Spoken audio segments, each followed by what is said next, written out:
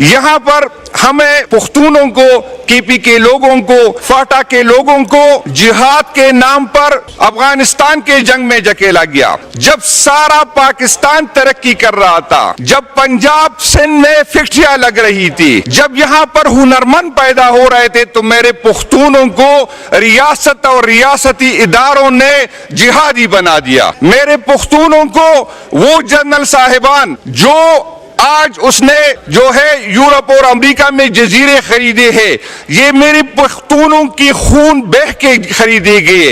ये अमेरिका और दूसरे मुल्कों से जो पैसे आते थे, वो मौली हजरात जिसके घरों पे टाट लगे थे और आज लैंड क्रूजर में घूम रहे हैं, वो मेरे पख्तूनों का खून बहा है, तो वो इन लैंड क्रूजरों को पहुंचे हैं। उस जंग में हमें झोंकने वाले कीपी की क़यादत नहीं थी। बादशाह खान, अज़ीम बादशाह खान उसी टाइम कह रहा था कि इस जंग में हिस्सा न ले, ये अमेरिका और रूस की जंग है, पुख्तूनों को न ढकेले।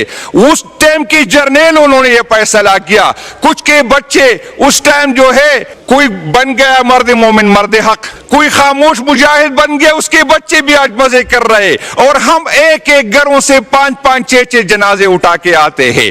हमें कहा जाता है और फिर भी हम खून भी बहाए, हम शहीद भी हो, फिर भी हमें जो ये साबित करना है कि हम रियासत के साथ है और रियासत के साथ नहीं है। न हमारे जनाजों पे झंडे होते हैं, न हमें सलामी देते हैं, न हमें शहीद पैकेज मिलता है, और फिर भी मेरे खून में खून भी बहाऊं, फिर भी मुझ पे शक की नजर से देखता है। और मैं एक बात बताऊं, मैं इस हुकूमत का शुक्रगुजार हूं, मैं मौजूदा एस्टेब्लिशमेंट का शुक्रगुजार हूं कि आपने हमें सिखाया, आपने हमें बताया कि ये मुल्क अदलिया के बगैर भी चल सकता है, जिस तरह आपने साबित किया। तो मेरी डिमांड है, मेरी इस पार्लियामेंट से डिमांड है कि 26वीं आईनी तरमीम के बाद ये पार्लियामेंट, ये अदालतें बेख्तियार हो गई। 26वीं आईनी तरमीम के बाद इसकी ये औकात नहीं रही कि ये इंसाफ दे। तो मेरी ये डिमांड है कि ये बड़ी बड़ी तनख्वाहें जो हम जजों को दे रहे हैं, ये बंद करे। ये बड़ी बड़ी बिल्डिंगें जिसमें इंसाफ की कोई चीज नहीं है, इसको जो है, इसको यूनिवर्सिटियां बनाए। और मैं उन लोगों को हैरान हूं, उनको, मैं इनकी माओ को भी हैरान हूं कि इतने हौसले वाले बच्चे इन्होंने पैदा किए कि ये इस कुर्सी पे बैठ के इंसाफ नहीं कर सकते। मैं उन बंदों को, मैं उनकी माओ को सलाम कहता हूं कि इस तरह हौसले के बच्चे उन्होंने पैदा किए कि अपनी छोटी छोटी मराद के लिए पाकिस्तान तहरीक इंसाफ के वर्कर को जेलों के पीछे डाल रहे, उनको सजाएं दे रहे। मैं उन पुलिस वालों को भी हैरान हूं, मैं इनकी हिम्मत को दाद देता हूं कि वो अपनी तनख्वाहों के लिए, अपनी मराद के लिए पाकिस्तान तहरीक इंसाफ के वर्कर पे जो है इस तरह की FIR काट रहे हैं। आवाम के लिए तो कुछ नहीं है, लेकिन जो डिफेंस हमारा और बढ़ रहा है, सिक्योरिटी इदारों का फंड और बढ़ रहा है, तो उसको बढ़ना चाहिए, क्योंकि एक और तरमीम आ रही है और एक और तरमीम में एजेंसियों को पैसों की जरूरत होती है। और मैं इन बड़े बड़े कुर्सियों पे बैठे हुए लोगों को कहता हूं, मैं चीफ जस्टिस साहब आपको कहता हूं, आप जो इस कुर्सी पे बैठे हैं ना, तो हमारी खवातीन पे हमें ब्लैकमेल किया गया। आप जो इस कुर्सी पे बैठे हैं ना, ये नए जज साहिबान, मैं आपको कहता हूं, ये 26वीं आईनी तरमीम पे जो आप इन कुर्सियों तक आ गए, तो आपको पता होना चाहिए। मैं ये ऊपर जो इसको गवाह बना देता हूं, एक शख्स जो अभी भी वहां बैठा है, उसने मेरे 3 महीने से बात की कि मेरी 3 बेटियां थी, मैं मजबूर था इसलिए मैंने बोल दी। तो आप जी इन कुर्सियों पर बैठ गए, तो हमें अपनी बेटियों की वजह से जो है आपने वोट दिया है। हमें अपने, ऐसा कोई बंदा नहीं जिसको अरबों रुपए की अफर नहीं हुई। तो ऐसी अमेंडमेंट की वजह से आप जो बैठे, आप जो मराहत ले रहे, आप जो प्रोटोकॉल ले रहे, इसके बावजूद जो है हम आपसे, लोग अब आप कहते हैं कि अदालतों से आपकी कोई उम्मीद है नहीं, हमें अदालतों से कोई उम्मीद बाकी नहीं, लेकिन जो भी अवेलेबल फोरम हमारे पास होंगे वो इंशाअल्लाह ताला हम इस्तेमाल करेंगे और तारीख लिखी जाएगी। इन कुर्सियों पे सारी उम्र आपने नहीं बैठना।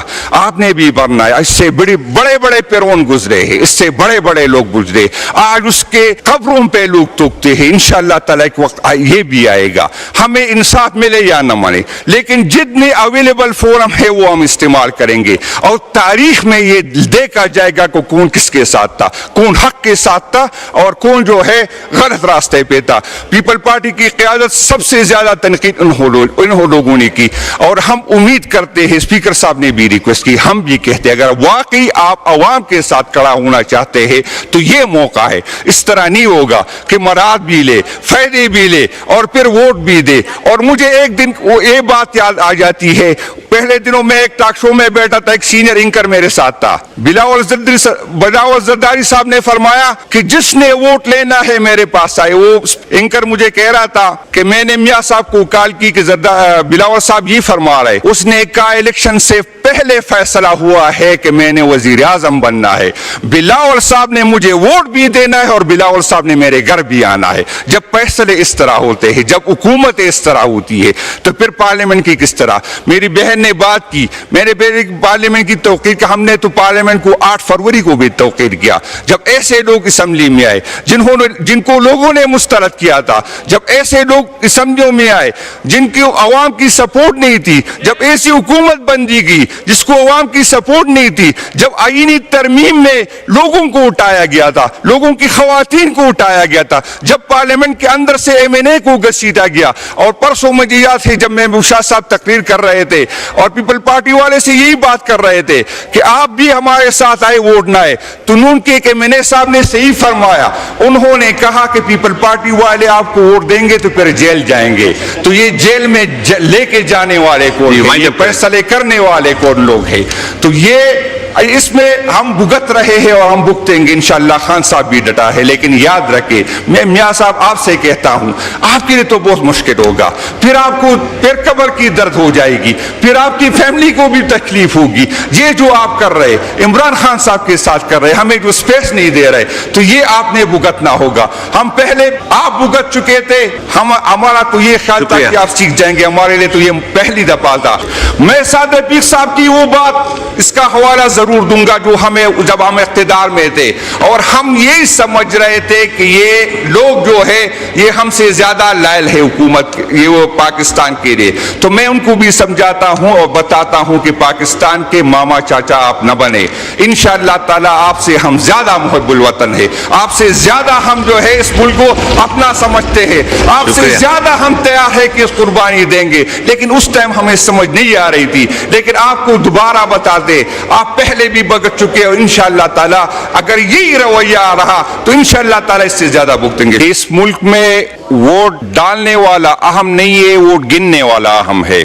اور ان کو پتا ہے کہ نہ ان کو عوام کی سپورٹ ہے, نہ یہ عوام کے ووٹ سے آئے ہیں. جب اس طرح کی حکومت آ جاتی ہے, اور یہ تاریخ میں پہلی حکومت ہے کہ جس کو زبردستی حکومت دی گئی ہے, تو دینے والے, اسمبلی میں لانے والے, اس کا تو مسئلہ یہی تھا جس کی وجہ سے لوگ پارلیمنٹ میں آتے ہیں. اس کی کوشش اور خواہش یہی ہوتی ہے کہ لانے والے خوش ہو. تو چونکہ عوام کو اس کی فکر نہیں ہے, کہ ان کو اندازہ ہے, ان کو سمجھ ہے یہ کہ عوام چاہے ہمیں سپورٹ کرے یا نہ کرے, عوام چاہے ہمیں ووٹ دے یا نہ دے, لیکن لانے والے اگر چاہے تو دوبارہ ہمیں اسمبلی میں لے کے آئیں گے. تو لانے والے اس سے خوش ہے, اور یہ کوشش اس کی یہی ہے کہ لانے والوں کو خوش رکھے. تو عوام کا تو اس میں کچھ ہے نہیں. اگر کوئی ترقی دکھائی گئی ہے تو وہ گدوں میں ہے, لیکن میں حیران ہوں کہ صرف گدے کیوں بلے, گدیاں کیوں نہیں بڑھی اس میں.